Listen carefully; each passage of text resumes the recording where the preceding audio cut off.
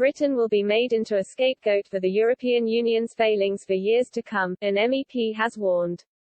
German MEP Gunnar Beck said jealous Eurocrats would attempt to pin the blame on the UK for the bloc vaccine shambles and slow economic recovery after the pandemic.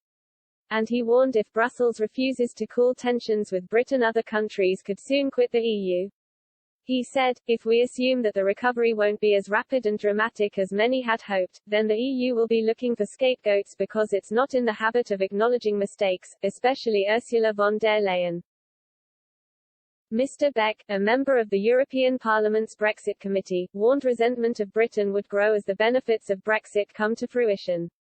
The German, who voted against a resolution on the trade agreement that branded Brexit a historic mistake, said many of his colleagues reluctantly endorsed the UK-EU pact. He said, there are still a lot of people in Brussels who deeply resent this agreement, and if the UK economy continues to outperform the EU, that resentment will linger. If we continue to see confrontation, that's clearly the underlying reasoning.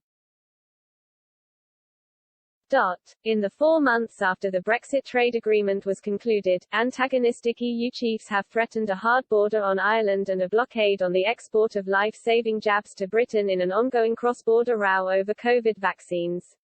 Mr. Beck said that more counties could opt to follow the UK out of the EU unless Eurocrats attempt to cool tensions with Downing Street. Michel Barnier said the EU should carefully access the lessons from Brexit, but I don't think that's happening, he said.